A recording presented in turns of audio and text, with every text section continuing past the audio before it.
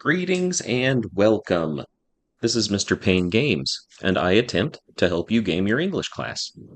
Thanks to all of you who are returning, it really means a lot to me. You can also show your support by subscribing to my channel if you haven't already. In my intro video about To Kill a Mockingbird, I used the adjective great to describe the book, and it is a good book. However, I also want to talk for a few minutes about the potential problems with the book, because there are many people who have some legit concerns about what this story does and does not do. Let's start with the easy topic, the first part. We can be honest with each other, right?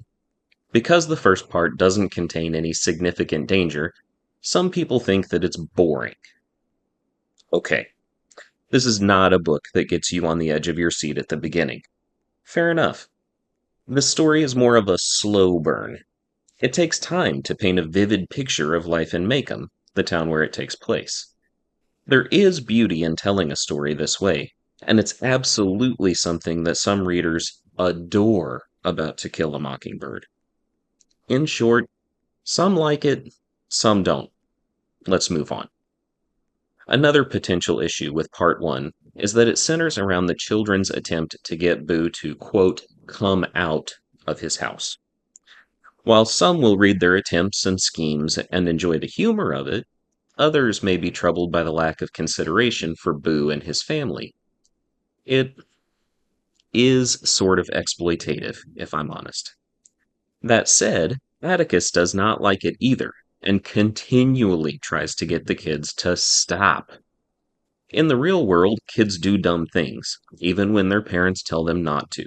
So, this is a very minor gripe, in my opinion. In fact, I may be the only person who has even given it any thought. I don't think so, but maybe. We're building to the toughest, and most concerning, I think, issue. But one more before we get there. The young woman who accuses Tom of rape. She shouldn't do that. Period. But, y'all, she's a victim too. I'm not going to explain how right now, because it's not the right time.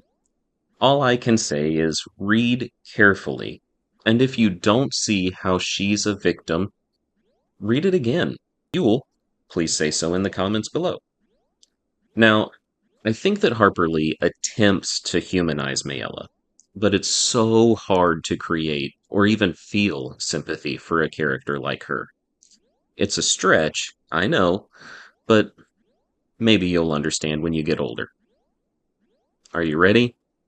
Here's the biggie. Many people are concerned about the subtleties of racism that are not handled well in To Kill a Mockingbird. I'm not an expert here, honestly. I only know what I've seen in articles about which books we teach in our public schools. The things that fall into this category are that the black characters are written by a white woman, Harper Lee, who does not fully understand what life was like for people of color in the South in the 1930s. That seems fair to me. But I also think we have to allow authors to write about things that they've never experienced personally, too. Otherwise, we won't have any stories. Continuing, the black characters are all developed through a child's eyes. Scout's just a little girl, and she tells us everything that we learned about the black citizens of Macomb County. This is only slightly different from the first problem. Basically, the black characters in the book don't get to speak for themselves, which I agree can be problematic. Furthermore, there is an element of white saviorism that is undeniable.